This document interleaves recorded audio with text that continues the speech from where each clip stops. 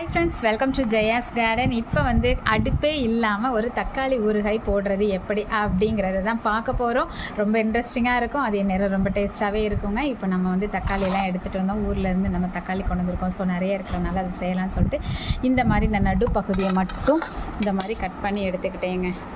அந்த ஹார்டாக இருக்கிறத இதுக்கு ரொம்ப சாதாரணமாக நம்ம ஊறுகாய் போடணும் அப்படின்னா பழுத்த பழமாக எடுப்போம்ல, இது அதுக்கு ரொம்ப பழுத்த பழமாலாம் இருக்க வேணாம். ஓரளவு இப்படி அமுக்குனா அமுங்காத மாதிரி இருக்கிற தக்காளி ரொம்பவே பெஸ்ட்டாக இருக்கும். இப்போ அந்த மாதிரி கட் பண்ணி தனியாக எடுத்து வச்சுக்கலாம். இந்த மாதிரி கட் பண்ணதெல்லாம் தனியாக எடுத்து வச்சுட்டு அதுக்கப்புறம் நம்ம ஸ்லைஸ் போட போகிறோம். நான் கட் பண்ணி இது உள்ளேயே போட்டேன், இந்த மாதிரி கட் பண்ணி எடுத்து வச்சுருக்கேன். இப்போ இது எல்லாத்தையும் நம்ம பீஸாக கட் பண்ணிக்கலாம். எல்லாத்தையும் கட் பண்ணி எடுத்துக்கிட்டோம். இனி அடுத்து என்ன பண்ணலான்னு பார்க்கலாம். இப்போ தக்காளி ஒரு கிலோ கட் பண்ணி வச்சுருக்கோம்ல, இதுக்கு அளவு உப்பு எப்படி போடணும் அப்படின்னா 1 கிலோ தக்காளி அப்படின்னா 100 கிராம் கல்லுப்பு எடுத்துக்கணும். அதே மாதிரி 100 கிராம் புளி, 100 கிராம் வத்தல் பொடி, அதுதான் கணக்கு, ஞாபகம் வச்சுக்கோங்க. 3 கிலோ போட்டிங்கன்னா 300 கிராம் அப்படி. சரி, நம்ம இப்போ 1 கிலோ எடுத்துருக்கோம், அதுக்கு 100 கிராம் கல்லுப்பு போட்டுக்கலாம். அதுக்கப்புறம் ஆர்கானிக் மஞ்சள் பொடி காலியாக போகுது, அதையும் போட்டுக்கலாம். போட்டுட்டு ரெண்டையும் நல்லா மிக்ஸ் பண்ணணுங்க. கரண்டியை வச்சு நல்லா எல்லா பக்கமும் உப்பு படுற மாதிரி மிக்ஸ் பண்ணிக்கோங்க. இது இப்போ உடனே செய்ய போகிறது கிடையாது, சரிங்களா? நல்லா மிக்ஸ் பண்ணிவிட்டு ஒரு கண்ணாடி பாட்டில், இது பிடிக்கிற அளவு கண்ணாடி பாட்டில் அல்லது பிளாஸ்டிக் பாட்டில் எடுத்துக்கோங்க. சில்வர் பாத்திரம் வேணாம், ஏன்னா உப்பு போடுறோம் பார்த்திங்களா, அது உப்பில் ஊறும்போது அந்த பாத்திரம் ரொம்ப போயிடும். ஸோ அதனால் வேணாம்.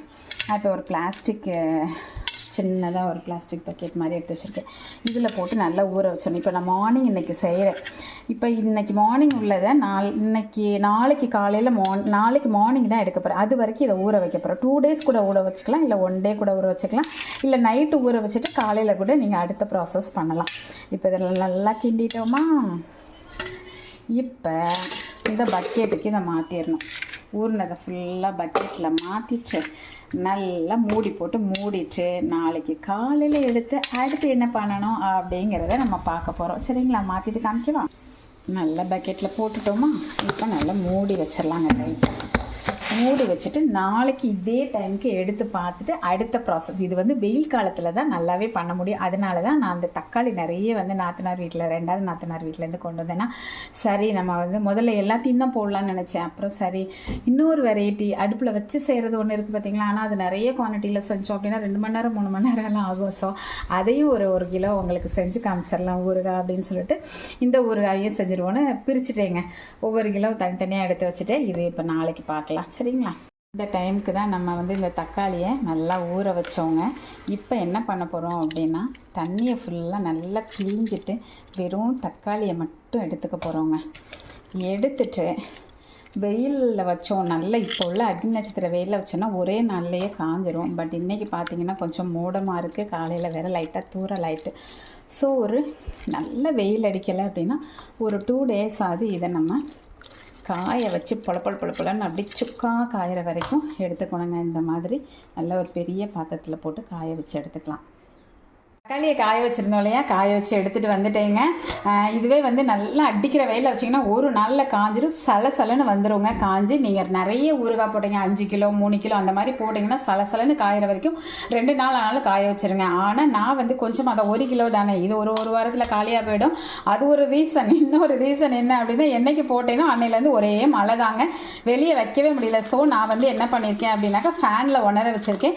நல்லா ஃபேனில் அந்த தண்ணி ஃபுல்லாக போயிடுச்சு. ஆனால் சலசலன்னு காஞ்சி அப்படி நொறுங்குனா அப்படி பொடியாகணும், அந்தளவு ஆகலை. அது வரைக்கும் நம்ம இந்த புளியையும் நல்லா ஊற வச்சுக்கிட்டோம். நான் ஏற்கனவே உங்களுக்கு சொல்லியிருக்கேன், 1 கிலோ அப்படின்னாக்க நம்ம 1 கிலோவுக்கு 100 கிராம் உப்பு, 100 கிராம் புளி, 100 கிராம் மிளகாப்பொடி போடணும்னு சொல்லியிருக்கேன். மிளகாப்பொடி இதில் போட்டுக்கலாம். அதுக்கு தகுந்த மாதிரி கொஞ்சமாக பெருங்காயமும் வெந்தயமும் இது பண்ணி வச்சுருக்கோங்க, பொடி பண்ணி வச்சுருக்கோம். அதையும் இந்த புளி கூடையே போட்டுக்கலாம். புளி கொட்டை இல்லாத புளிங்க. அதோடையே இந்த காஞ்சி போன தக்காளியையும் போட்டுக்கலாம். இப்போ எல்லாத்தையும் ஒன்றா போட்டுட்டு அடுப்பே இல்லாமல் ஒரு தக்காளி ஊறுகாய் செய்ய போகிறேன்னு சொன்னாலே என்னடா பண்ணுறா அப்படின்னு தானே யோசிக்கிறீங்க. ஈஸி தாங்க. இதில் என்னென்னா தக்காளி ஊறுகாய் வந்து ரொம்ப நல்லாயிருக்கும். இட்லி தோசை ஆப்பம், அதுக்கப்புறம் சும்மா கூட வச்சு சாப்பிட்றது. அதுக்கப்புறம் பார்த்திங்கன்னா சாம்பார் சாதம் இல்லையா வெறும் சாதத்தை மட்டும் வடிச்சிட்டு சோம்பேறித்தனம் வந்து அதையே போட்டு சாப்பிட்றது, இது எல்லாத்துக்கும் சாப்பிடலாம். ஆனால் அது செய்கிறதுக்கு ரொம்ப டைம் எடுக்கும். அது கொதித்து எண்ணெய் பிரிஞ்சு வர வரைக்கும் வெயிட் பண்ணணும். அதுக்கப்புறம் பார்த்தீங்கன்னா தெரிக்கும் பாருங்கள், தெரிச்சிக்கிட்டே இருக்கும். பயந்து பயந்து சமைக்கணும். அதுவும் நியூவாக சமைக்கிறீங்கன்னா அது செய்கிறதுக்கு ரொம்ப சிரமப்படுவீங்க. அது ஒன்று. ரெண்டாவது, அடுப்பு எவ்வளோ தான் க்ளீன் பண்ணி வச்சுருந்தாலும் அதெல்லாம் அசிங்கமாகிட்டு திருப்பி துடைக்கிற மாதிரி ஆயிரும். ஆனால் இதுக்கு அதெல்லாம் ரொம்ப கஷ்டமே கிடையாது. இந்த மாதிரி செஞ்சிங்கன்னா இது மாதிரி செஞ்சுட்டு அந்த இவ்வளோ தான். இதுக்கப்புறம் நம்ம என்ன பண்ண போகிறோம் அப்படின்னாக்க இதை அப்படியே இவங்க நல்லா கலந்துட்டல இதை வந்து நல்லா மிக்சியில் போட்டு மையாக அரைச்சிட்டு வந்துடலாங்க. அவ்வளோதாங்க, நல்லா அரைச்சிட்டு வந்துட்டேன். இது அப்படியே ஒரு கண்ணாடி பாட்டிலில் போட்டு ஃப்ரிட்ஜில் நீங்கள் ஸ்டோர் பண்ணி வச்சுக்க வேண்டியதாங்க. எவ்வளோ நாளானாலும் கெட்டே போகாது, சூப்பராகவே இருக்கும். அடுப்பே இல்லாமல் ஊறுகாய் செஞ்சு முடிச்சிட்டேன்னா. ஆனால் இப்போ நீங்கள் தேவைப்படுதுன்னு வச்சுக்கோங்க. இன்னைக்கு காலையில் நம்ம இட்லி அவிக்கிறோம், அதுக்கு நமக்கு தேவை அப்படின்னாக்க கொஞ்சமாக தாளிப்பு கொடுத்துட்டு தேவையான அளவு மட்டும் எடுத்துகிட்டு தாளித்து அப்படியே பயன்படுத்த வேண்டியதான். அப்போ மட்டும் நீங்கள் பயன்படுத்திக்கலாம். ஆனால் இப்போயே இதை சாப்பிட்டு பார்த்துட்டு தான் உங்ககிட்ட சொல்கிறேங்க. ஏம்மா அப்பப்போ ருசி செம்ம மனம் செம்ம ருசி.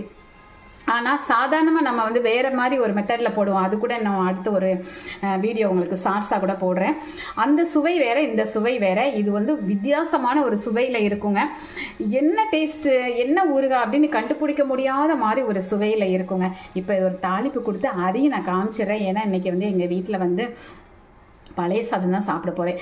ஸோ அதுக்கு இது ரொம்பவே நல்லாயிருக்கும். அதனால் அந்த தாளிப்பையும் காமிச்சிடுறேன் உங்ககிட்ட. இன்றைக்கி தேவைக்கு மட்டும் நம்ம என்ன பண்ண போகிறோம் அப்படின்னா ஒரு தாளிப்பு கொடுத்து தேவையானதை செஞ்சுக்கலாம். மற்றபடி நீங்கள் வேணுங்கிறப்ப அப்பப்போ மட்டும் நீங்கள் செஞ்சுக்கலாம். கொஞ்சம் அதிகமாகவே உளுந்தம்பருப்பு, கடலைப்பருப்பு, அப்புறம் கருவேப்பிலை போட்டிருக்கேங்க. கருவேப்பிலையில் கடுகு போட்டிருக்கேன். நல்லா பொரியட்டும். அதுக்கப்புறம் வேணுங்கிற அளவுக்கு போட்டு தாளிச்சிட்டு இன்னைய நாளை முடிச்சுக்கலாம். அப்படியே நம்ம ஃப்ரிட்ஜில் வச்சுட்டு வேணுங்கிறப்ப அப்பப்போ செஞ்சுக்கலாங்க. நல்லா பொரிஞ்சிடுச்சு.